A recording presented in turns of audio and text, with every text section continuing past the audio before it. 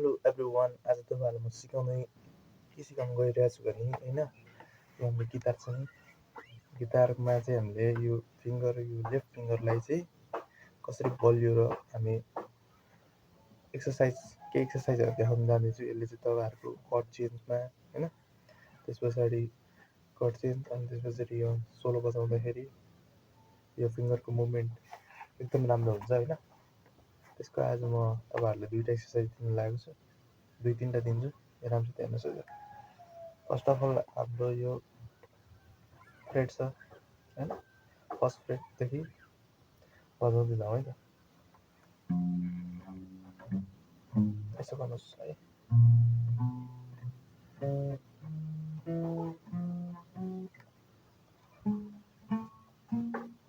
त्यसो पहिले एउटा गर्ने अर्को फ्रेटमा यसरी सेकेन्डमा यसरी गरी जानुपर्छ।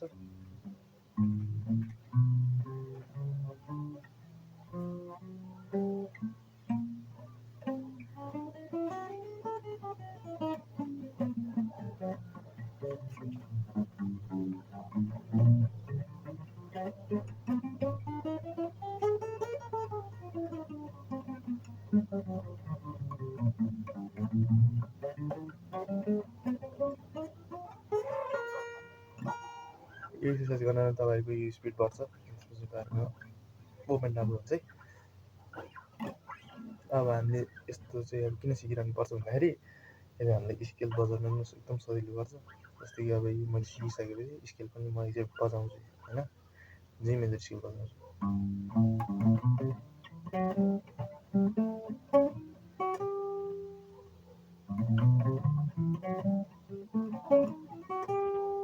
पछि त अहिले स्केल बजाउनु एकदम काम लाग्छ। अनि अर्को एक्सर्साइज रहेको छ स्पाइडर एक्सर्साइज भन्छ है। यसलाई चाहिँ के गर्नुपर्छ भन्दाखेरि यो फर्स्ट 6 स्ट्रिङ होइन, यो छ यो, अनि 16 एकचोटि बजाउने, अनि यो 5th स्ट्रिङमा तल्लो हेर्नुभयो, यो 16 बजाउने, अनि त्यसपछि यो 5th स्ट्रिङको ठ्याक्क यसको तल यतापट्टि यो 3टा ओलाउने, फेरि हेर्न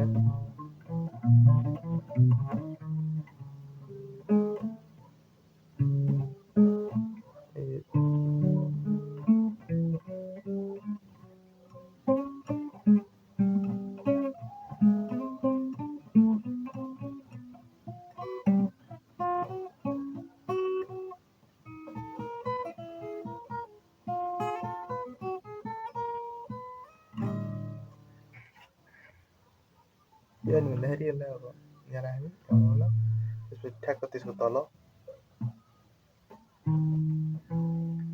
यस्तो क्या, फेरि अर्को औँला अनि यो तलको स्ट्रिङलाई 5th स्ट्रिङलाई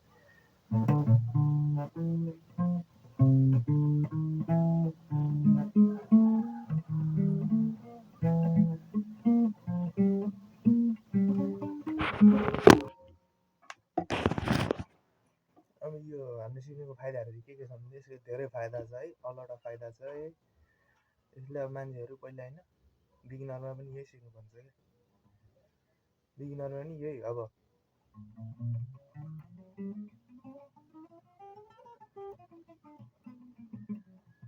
बिगिनरमा पनि यही सिक्नु है, बिगिनिङ अब जस्तो अब धेरै बजाउने मान्छेले नि यो एकदम राम्रो हुन्छ। भर्खर बजाउने मान्छेले त झन् यो एकदम प्र्याक्टिस गर्नुपर्छ होइन। पहिला मैले यसरी प्र्याक्टिस गर्थेँ, अनि त्यसको कारणले यस्तो कर्डहरू सिक्न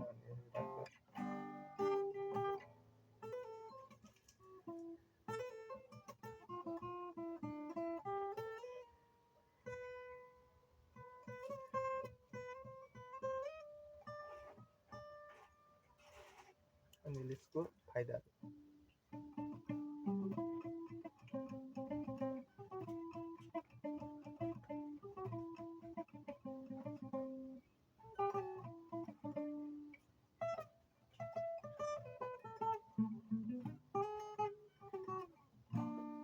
हामीले फास्ट फिङ्गरलाई चलाउनु मैले मद्दत गर्छ। अनि हाम्रो ट्यागको दिमाग कहाँ हुन्छ, यो प्र्याक्टिस गर्दाखेरि कुन तार कहाँ छ होइन, कहाँ दिनुपर्ने एक्ज्याक्ट, त्यही भएर यो प्र्याक्टिस एकदम गर्नुपर्छ है। बुझ्नु भने आज गरेको हामीले कुरोहरू यो भयो एउटा, त्यसपछि स्पाइडर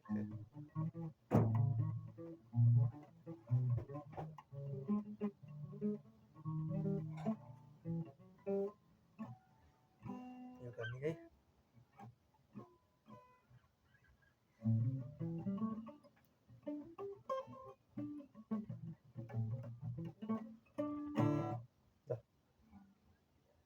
नयाँ हुनुहुन्छ भने च्यानल सब्सक्राइब गर्नु होइन, अझै राम्रो राम्रो मैले जान्ने कुराहरू सिकाउँछु।